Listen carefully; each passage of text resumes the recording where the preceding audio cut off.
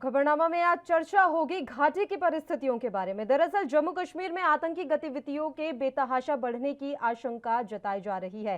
सुरक्षा एजेंसियों की माने तो अफगानिस्तान में तालिबान के प्रभाव के बाद पड़ोसी देशों में आतंकी संगठनों का मनोबल बढ़ गया है। भारतीय सुरक्षा एजेंसियों ने अलर्ट जारी करके बताया है कि कम से कम 6 आतंकी संगठनों के जम्मू कश्मीर में घुसपैठ कराई गई है।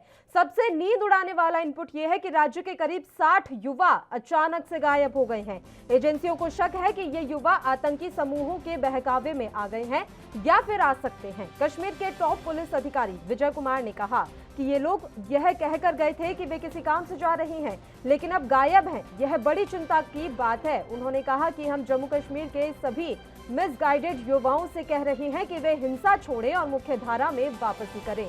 जम्मू कश्मीर को लेकर चिंता इसलिए भी बढ़ गई है क्योंकि बीते एक महीने में ट्रेंड बदल गया है और जो घाटी बीते कुछ सालों से शांत थी, वहां एक महीने में हिंसा की घटनाएं बढ़ने लग गई हैं। इसे अफगानिस्तान में तालिबान का राज स्थापित होने से भी जोड़कर देखा जा रहा है।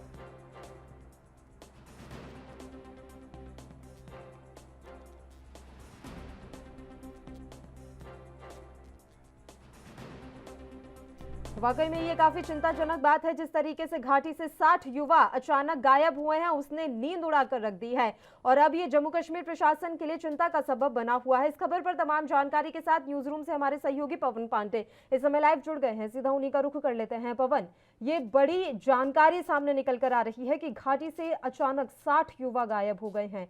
क्या माना जाए, क्या आतंक की राह इन युवाओं ने पकड़ ली है? निश्चित तौर पर पल्लवी, ये बहुत ही चिंता भरी बात कि 60 युवा जो है वो अब घाटी से गायब बताए जा रहे हैं।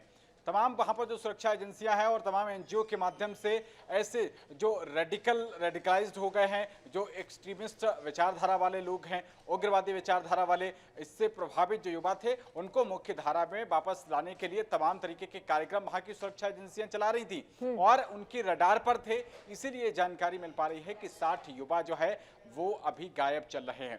देखिए पल्लवी, जिस तरीके से वहां पर अभी तालिबान की विजय के बाद अफगानिस्तान में जो उन्होंने वहां पर कब्जा किया, उसके बाद से कई देशों की जो परिस्थितियां हैं वो बदलने वाली हैं।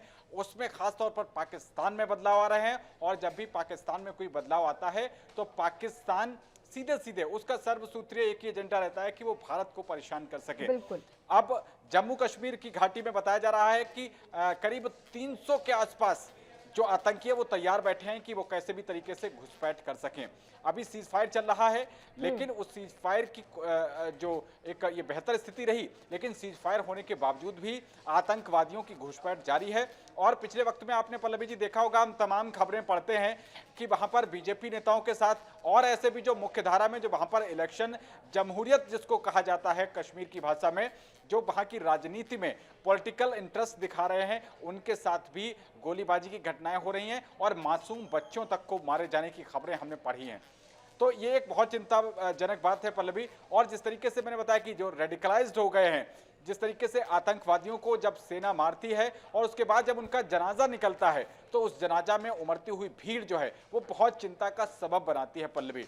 अभी तक धारा 370 के खात्मे के बाद एक शांति वाली स्थिति थी, लेकिन अब ये लग रहा है जो 60 युवाओं के गायब होने की खबर सामने आ रही है, वो शांति किसी बड़े तूफान की आहट थी क्या पल्लवी? बिल्कुल बिल्कुल पवन, देखिए ये बात पहले से भी कही जा रही थी और ये आशंका भी थी कि अफगान में तालिबान का राज जैसे ही स्थापित होगा, जम्मू कश्मीर के लिए बड़ी चिंता बनने वाली है। और क्या अब ये चिंता सच होती हुई नजर आ रही है? अचानक से 60 युवाओं का गायब हो जाना और किसी को कानो कान खबर नहीं।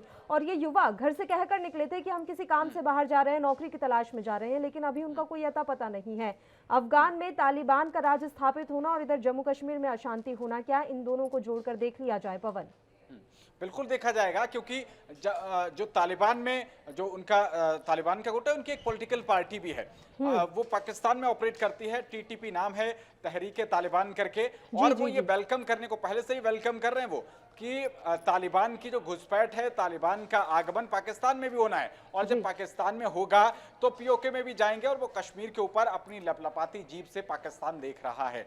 ये बड़ा डेवलपमेंट है। जिस तरीके से अमेरिका अपना बोरिया बिस्तर बांध के वहां से भागा है, तालिबान जैसे विचारधारा रखने वाले सभी लोगों के जो वो है एक तरीके से पर निकल आए हैं और वो अपनी सीमाओं से आगे बढ़ के देखने लगे हैं। खैर, उनका इलाज हमारी सेना करेगी, लेकिन इन 20 युवाओं का एक तरीके से गायब हो जाना और सुरक्षा एजेंसियों का ये शंका जाहिर करना कि ये कहीं भटक गए हैं। देखिए पल्लवी जी, सीधे सीधे नहीं कहा जाता कि वो जाके आईएसआईएस में भर्ती हो गए, वहां भी हो गए। कश्मीर में जिस तरीके से काले झंडे दिखाए जाते थे, आईएसआईएस के झंडे दिखाए जाते थे, आईएसआईएस का जो खोरासान मॉडल जो इंडिया में मौजूद है, जो कश्मीर में भी मौजूद है, उसको लेकर अब डेवलपमेंट सामने आ रहे हैं कि उन्होंने अपनी गतिविधियां बढ़ानी शुरू कर दी हैं और अगला टारगेट वो कश्मीर को मान रहे हैं। इसमें एक एंगल कश्मीर चीन का भी आता है, क्योंकि वन बेल्ट वन रोड जो उनकी महत्वाकांक्षी परियोजना है उसको पीओके के पास से गुजरना है। तो पीओके को पाकिस्तान के पूर्ण स्वामित्व में आए और कश्मीर जो है हमारी तरफ वाला जो हमारे उसमें है, हमारा अभिन्न अंग है, तो उसमें ये इस तरीके से जो जिहादी तत्व हैं और एक्सट्रीमिस्ट विचारधारा वाले लोग हैं, ये अशांति फैलाकर अपने मंसूबे पूरा करना चाह रहे हैं। चीन का पूरा तरीके से इनको समर्थन है और चीन तो अफगानिस्तान में तालिबान को, जो अपने वहां लोग रह रहे हैं, वो तालिबान की जो शरिया कानून है उसको फॉलो करने की बात भी कह चुका है। तो ऐसे तमाम विचारधारा वाले लोग जो तालिबान के साथ सहमति रखते हैं, उन लोगों को, उन विचारधारा वाले लोगों को अब एक तरीके से शह मिलने लगी है और यही देखा जा रहा है। सुरक्षा एजेंसियों का भी यही कहना है कि इन 60 लोगों का गायब होना एक चिंता भरी बात है। पल्लवी जी, बिल्कुल शुक्रिया पवन, आप हमारे साथ जुड़े तमाम जानकारी देने के लिए। तो हमारे सहयोगी पवन पांडे समय हमारे साथ जुड़े हुए थे, जिन्होंने तमाम जानकारी भी साझा की है कि किस तरीके से अब नापाक इरादों को अंजाम देने में पाकिस्तान लग गया है और 60 युवाओं का अचानक से गायब हो जाना वाकई में बहुत ही ज्यादा चिंताजनक बात है। लगातार हम देख रहे थे कि बीते कुछ सालों में शांति थी घाटी में, लेकिन अब ये शांति भंग होती हुई कहीं ना कहीं नजर आ रही है। इस मसले पर चर्चा करने के लिए खास मेहमान इस समय हमारे साथ लाइव जुड़ गए हैं। प्रफुल्ल बख्शी जी इस समय हमारे साथ जुड़े हुए हैं, रक्षा विशेषज्ञ हैं आप। सर, स्वागत है आपका एएनबी न्यूज पर। सर, सवाल सीधा सा है, अचानक कहां गायब हो गए घाटी के 60 युवा और क्या इसे अफगानिस्तान में तालिबान के राज से जोड़कर देखा जाए? देखिए, पहले मेरे को ये युवाओं की जो आपने बताई है गायब हो गए हैं, इसका थोड़ा सा खुलासा दीजिए। ये कहां से गायब हुए हैं? सर, ये जम्मू कश्मीर से ही गायब हुए हैं और ये अलग अलग जिले के रहने वाले थे और बताया जा रहा है कि जितने भी थे वो अपने घर से ये कहकर निकले थे कि हम किसी काम से बाहर जा रहे हैं या हम नौकरी की तलाश में बाहर जा रहे हैं, लेकिन पिछले 3 से 4 दिनों में इनका कोई अता पता नहीं है, ना इनके फोन कॉल्स लग रहे हैं, ना ही इनकी कोई लोकेशन ट्रेस हो पा रही है। तो पल्लवी जी, आपको ये अवगत कर दें जी, जो हम आपके चैनल पे सदैव कहते रहे हैं कि हमारी सबसे बड़ी प्रॉब्लम है जो स्लीपर सेल्स हैं JNK में, जम्मू एंड कश्मीर में, वो पूरे एक्टिव हैं। उनका पूरा कांटेक्ट है, फाइनेंसेस हैं, वेपन्स आ रहे हैं और टेररिस्ट जब आता है तो महीनों यहाँ रहता है इनकी बदौलत। अब जब अफगानिस्तान में तालिबान का प्रकोप फैल रहा है, पाकिस्तान को पता चल गया कि तालिबान अब उनके साथ और वेपन्स लेके और टेक्नोलॉजी लेके अब उनकी मदद करेगा, जो अमेरिका छोड़ गए हैं, जो आपने अफगानिस्तान में देख लिया। इन्होंने इनका अपने स्लीपर सेल्स के थ्रू इनको कांटेक्ट किया, ये कांटेक्ट में आ गए ये, और ये सारा रिलीजियस बेस्ड होता है, आपको पता है। तो ये सारा रिलीजन का उनका सहारा लेकर ये अब चले जा रहे हैं उस साइड में और वो अब अपना काम करेंगे। इनके लिए रिलीजन देश से ऊपर होता है और इसलिए ये कर रहे हैं। और जितने मौलवी लोगों को कन्वर्ट करते हैं रेडिकल रिलीजन में, वो इसी चीज को मद्देनजर रखते हुए करते हैं कि आपको टेररिज्म के लिए मैन पावर मिलती है, इसलिए कर रहे हैं ये लोग। तो आपने देख लिया, ये हमारी सिक्योरिटी फोर्सेस को पता होना चाहिए था, तभी मैं आपके चैनल में कब से बोलता आ रहा हूं, एक कमांड एंड कंट्रोल सिस्टम होना चाहिए वैली में। बिल्कुल, सारी पैरामिलिट्री फोर्सेस और इंटेलिजेंस एजेंसीज एक कमांडर को रिपोर्ट करें, तब कोऑर्डिनेशन बनती है। और फिर पीओके खुला हुआ है और पीओके अगर पहले बंद हो गया होता तो तालिबान और हम पाकिस्तानी सोल्जर्स मिल ही नहीं सकते थे, अफगानिस्तान में कर नहीं सकते थे कुछ। अब खुला हुआ है पीओके, आराम से वो अपना गढ़ बना रहे हैं, कैंप बना रहे हैं, वहां पे जाएंगे, रहेंगे, ट्रेनिंग लेंगे और JNK में आएंगे दोबारा वापस। सर, जानकारी ये भी है कि 6 संगठन ऐसे हैं जिनके लगभग 26 से 30 आतंकवादी जो हैं वो घुसपैठ कर चुके हैं। अब इसे किस तरीके से देखा जाए, क्या ये किसी तरह की नाकामी है या फिर वो इतने शातिर हो चुके हैं कि इतनी आसानी से घुसपैठ कर लेते हैं? वो कोई शातिर नहीं हो गए, और आप खुद कह रहे हैं आसानी से घुटपैठ कर लेते हैं, जी। तो क्या उसमें की शातिरता क्या हुई? वो तो उनको तो हमने खुला रास्ता दिया हुआ है। जी। हाँ, वो दूसरी बात है कि हमारे सैनिक जो हैं फिर उनको पकड़ के मारते हैं, पर आप मार लीजिए 10-15 वो और आ जाएंगे, फिर मार दी। आप पिछले 18-20 साल से उनको मार रहे हैं, वो मारने में क्या फर्क पड़ता है? गरीबी इतनी है और रेडिकल इस्लाम इतना फैला हुआ है कि कोई परवाह नहीं है। और अब तो उनको सब पार्टीज के सब इस्लामिक टेररिस्ट ऑर्गेनाइजेशन की सपोर्ट मिल रही है, चाइना की सपोर्ट मिल रही है, पाकिस्तान की सपोर्ट मिल रही है, टर्की की सपोर्ट मिल रही है। किस चीज की कमी है? बस अब वो सब चीज को अंजाम देंगे। सर, ये बात पहले से ही कही जा रही थी और आशंका थी भी कि अफगानिस्तान में जैसे ही तालिबान का राज आ जाएगा तो कहीं ना कहीं जम्मू कश्मीर के लिए चिंताएं बढ़ जाएंगी।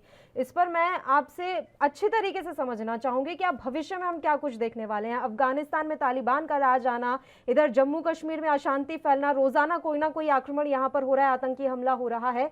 आने वाले समय में और क्या कुछ देखने वाले हैं हम? एक चीज करेक्ट करूंगा, रोजाना हमला हो रहा है, होता जा रहा है कब से?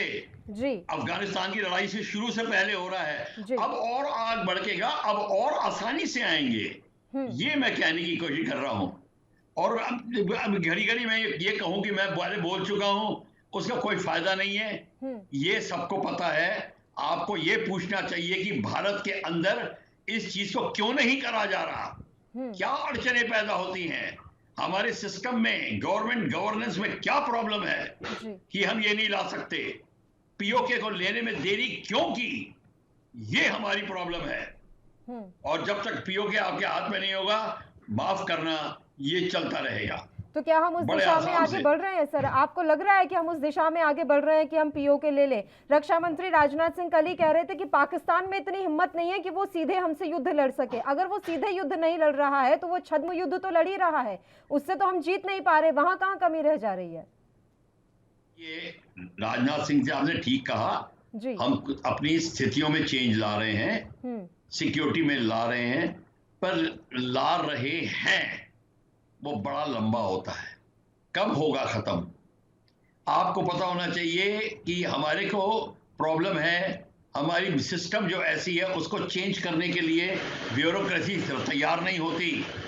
जिनकी नौकरियां डायरेक्टर जनरलशिप वगैरह फिट हो रखी हैं, वो नहीं चाहेंगे कि इस तरह का माहौल बने कि उनको एक कमांडर के अंडर आना पड़े।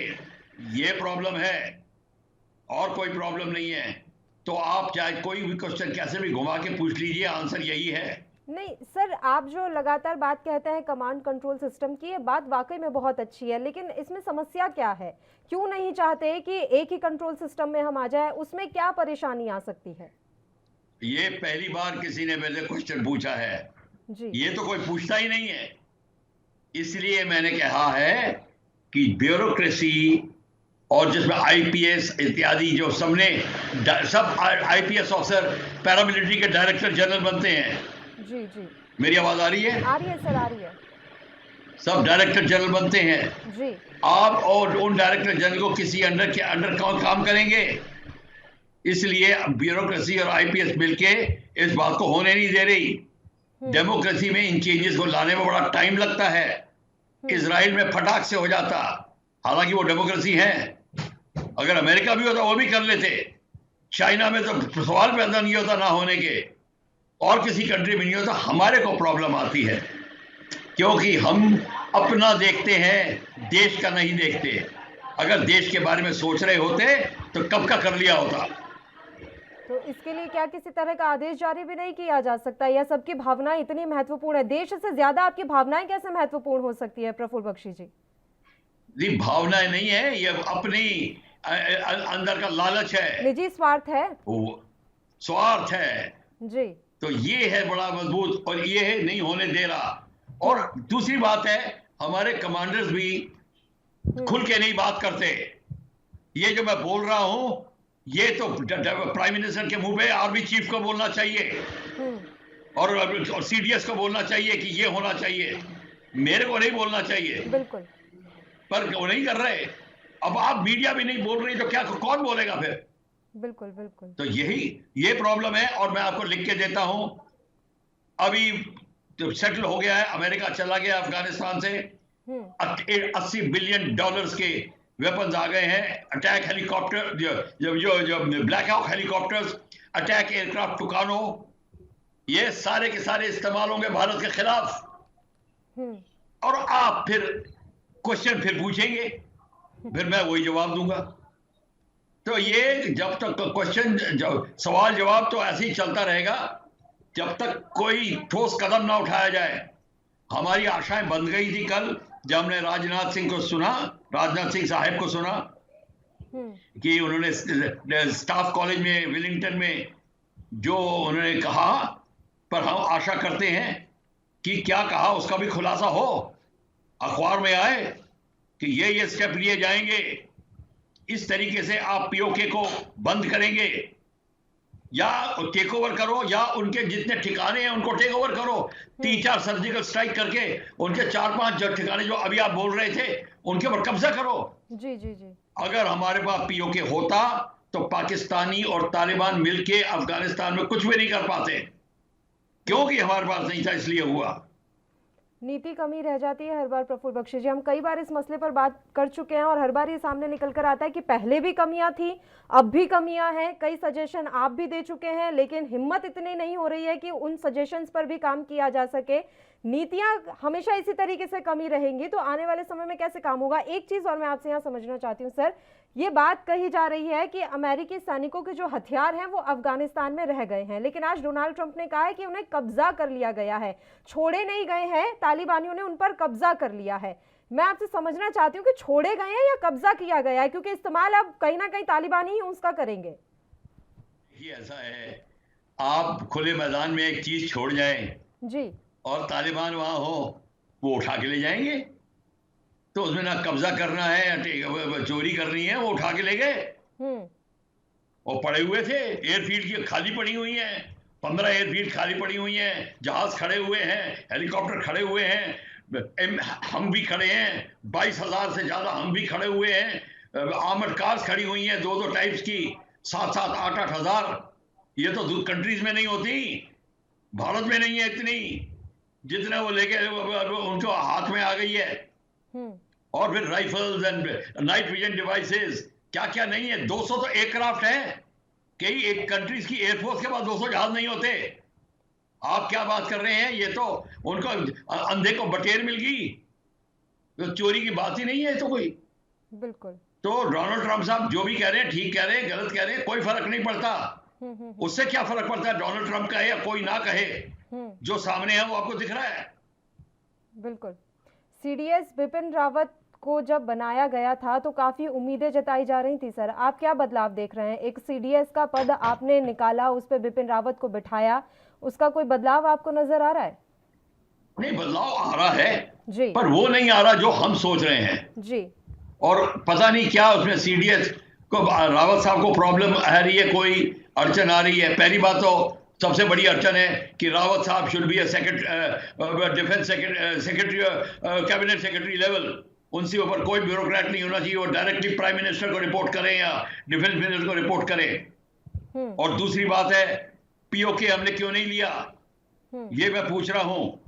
और हम, भारत कब से कहता आ रहा पीओके हमारा है, हम लेंगे, कब से कहता आ रहा है, ये मैं नहीं कह रहा, ये तो मैं जो अनाउंस चीज हुई है उसको दोहरा रहा हूं। और फिर सेंट्रलाइज कमांड एंड कंट्रोल में क्या प्रॉब्लम है? अगर एक कोर कमांडर को सारा जम्मू एंड कश्मीर का सेंट्रलाइज कमांड दी जाए और ये डायरेक्टली रिपोर्ट्स टू सीडीएस, जी जी, CDS reports to defence minister, जी, ये होना चाहिए। मेरे को क्या ऐसे क्या आफत है? आफत है लोगों को जिनका अपना स्वार्थ नहीं बन पाएगा, वो इसको नहीं लाइक कर रहे। वो मेरे को तो गालियां निकालते होंगे कि ये बख्शी क्या बोल जाता है। तो ये प्रॉब्लम है, निजी स्वार्थ अभी ज़्यादा हावी यहाँ पर होते हुए नज़र आ रहे हैं। एक चीज़ और मैं आपसे समझना चाहूँगी सर, अंतर्राष्ट्रीय स्तर पर जैसा आपने भी कहा और सब जानते हैं कि पीओके हमारा ही है और हम शुरू से ये बात कहते रहे हैं कि पाकिस्तान ने उस पर कब्जा किया है, लेकिन हम उसे अभी तक ले नहीं पाए। वजह इसकी, और दूसरी बात, क्या हम इसे अगर लेते हैं तो अंतर्राष्ट्रीय स्तर से कोई दबाव हम पर है? क्या अंतर्राष्ट्रीय स्तर पर हमें इसके लिए समर्थन नहीं मिल पाएगा? अंतर्राष्ट्रीय स्तर का मतलब क्या है? चाइना नहीं लाइक करेगा, पाकिस्तान नहीं लाइक करेगा, टर्की नहीं लाइक करेगा। भाई जो पाकिस्तान और तालिबान के साथ में वो लाइक नहीं करेंगे। चाइना की 100 बिलियन डॉलर्स की CPEC है, उसको प्रॉब्लम आएगी। तो वो तो कुछ ना कुछ करेंगे, अपना जोर लगाएंगे, तभी तो इतने अमेरिकन के द्वारा वेपन छुड़वाए गए हैं कि सब हमारे खिलाफ इस्तेमाल होंगे।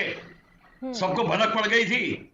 ये सिर्फ बख्शी साहब खाली बात नहीं कर रहे, शायद होने वाली है POK में जी। तो ये सारा का सारा इस्तेमाल वहीं होंगे, कैसे नहीं होंगे। और ये जो गलत अफवाहें फैलाई जा रही हैं कि वेपन्स को तोड़ के चले गए हैं इत्यादि इत्यादि, ये सब गलत है। सिर्फ कॉन्ट्रैक्ट पार्टी जो मेंटेनेंस पार्टी वो चली गई हैं, ये सारे के सारे पाकिस्तानियों के पास टेक्नोलॉजी है, टेक्निकल हैं, एक्सपर्ट्स टर्की के पास हैं, कई मिडिल ईस्ट कंट्रीज ये जहाज उड़ा रहे हैं, उनके पास है। प्रॉब्लम ही नहीं है, एक हफ्ते के अंदर सारे के सारे सर्विसेबल हो जाएंगे। तो ये सब बातें बहाने हैं, सच को छुपाने की ये शुतुरमुर्गी पॉलिसी है कि सच को मत देखो। सारे ही सच है ये कि चाहे अफगानिस्तान में हो या ना हो, भारत में मुसीबत आ रही है। सर, LOC पर आतंकी कैंप एक बार फिर से आबाद हो गए हैं, दोबारा बनने लग गए हैं, इस तरह की तस्वीरें भी सामने साफ तौर पर निकल कर आई हैं। ये सवाल आपने भी उठाया कि सर्जिकल स्ट्राइक क्यों नहीं की जा रही, क्यों इन आतंकी कैंपों को हम तबाह नहीं कर पा रहे। आपसे एक ठोस वजह भी मैं जानना चाहूंगी। और दूसरी बात ये, क्या सर्जिकल स्ट्राइक सिर्फ उसी कंडीशन में हमें परमिशन मिलती है जब हमारे देश के कई सैनिक शहीद हो जाते हैं, जब हम एक बड़ा आतंकी हमला झेल लेते हैं, उसके बाद ही हम इस तरह का कोई कदम उठा सकते हैं? देखिए ऐसा है, ये तो पॉलिटिकल विल की बात है। अब किस तरीके से हमारे पॉलिटिशियंस और ब्यूरोक्रेट मिलके बात सोचते हैं, क्यों हमारे फौजी चुप रहते हैं, ये तो सारा का सारा देखिए, मैं अब इसका खुलासा नहीं कर सकता। एक टाइम जब मैं कर सकता था, जब मैं था फौज में, तब क्वेश्चन है, अब ये मुश्किल है बताना कि क्यों हो रहा है, पर हो रहा है। और इसीलिए हमारे को अब ये झेलना पड़ रहा है। और जो सर्जिकल स्ट्राइक की बात कर रही है, सर्जिकल स्ट्राइक तो हो सकती है, पर वो जिस जगह स्ट्राइक करो उसको ऑक्यूपाई करो, कब्जा करो और आगे बढ़ो। चाहे आप 40-20 किलोमीटर, चाहे 20 किलोमीटर अंदर जाओ जरूर, और कब्जा करके रखो। ये हमारे को करना होगा। इस समय हमारे पे जो है समय बड़ा डिफिकल्ट आ गया है। एज इट इज चाइना वहां बैठा है, चाइना सपोर्ट कर रहा है। लद्दाख में तो चाइना है, यहाँ पे भी अफगानिस्तान के पास चाइना बैठा है, सबसे ज्यादा पैसा लगाएगा। अफगानिस्तानी उसको मना नहीं कर पाएंगे। और OIC और जो शंघाई कोऑपरेशन की कंट्रीज है वो ऑलरेडी पैसा दे रहे हैं। टर्की पैसा दे रहा है, 1.5 to 2 बिलियन डॉलर्स आ रहे हैं एड में इन्हीं कंट्रीज से। ये जो 1.6 मिलियन की बात होती थी, ये सारी की सारी गलत है। ये आ रहे इतने, और अब आप बताइए तो 85 बिलियन डॉलर के तो वेपन ही छोड़ गए हैं जी। तो आप सोचिए कि ये हमारे सिर्फ आंकड़ों को अनाउंस करने से कुछ नहीं होता। और पाकिस्तान इस समय खुशियां मना रहा है, पटाखे चला रहा है, क्योंकि उसके हाथ में तो अंधे के हाथ में बटेरा ना, और क्या कर चाहिए था उसको। चाइना का साथ है, चाइना का पैसा है, सारे वेपन्स हैं, अफगानिस्तान का रूल है, और उधर से रशिया का समर्थन है, टर्की का समर्थन है, OIC से पैसा आ रहा है, शंघाई कॉर्पोरेशन से पैसा आ रहा है, UNO कुछ कर नहीं पा रहा, बिल्कुल अमेरिका भाग के चला गया है, सब बाहर खड़े देख रहे हैं, और क्या चाहिए। अभी तो यही उम्मीद की जा सकती है सर, इतनी सारी समस्याएं जो आपने खुल के बताई हैं, इन पर ध्यान जरूर जाए और इनको किस तरीके से इनका समाधान निकालना, तैयारी क्या हो सकती है, इस पर काम किया जाए। आप बार बार ये बात कहते हैं कि कमांड कंट्रोल सिस्टम आपको लागू करना ही पड़ेगा, उसके अलावा और कोई ऑप्शन नहीं है, लेकिन इस सिस्टम पर अभी हाल फिलहाल में तो ध्यान जाता हुआ नजर नहीं आ रहा है। पर उम्मीद जरूर की जाएगी कि आने वाले समय में सरकार कोई ना कोई विकल्प खोजकर जरूर निकाले। आपका बहुत बहुत शुक्रिया बख्शी साहब, आप हमारे साथ जुड़े इतने अहम मसले पर चर्चा करने के लिए। तो आपको बता दें कि जम्मू कश्मीर कश्मीर से 60 युवा अचानक से गायब हो गए हैं और इस तरह की जानकारी मिल रही है कि ये युवा आतंक की राह पर आगे बढ़ गए हैं। 60 युवाओं के गायब होने से सुरक्षा बलों की नींद उड़ गई है और जैसे कि आशंका जताई भी जा रही थी कि अफगानिस्तान में जैसे ही तालिबान का राज आएगा तो कहीं ना कहीं जम्मू कश्मीर के लिए चिंता बन सकती है। अब देखने वाली बात रहेगी कि इन 60 युवाओं के बारे में किस तरीके से क्या कुछ जानकारी जुटाई जाती है और इसके अलावा घुसपैठ की जो आशंका जताई जा रही है कि लगातार कई आतंकवादी घुसपैठ कर चुके हैं, इनको किस तरीके से रोका जाए।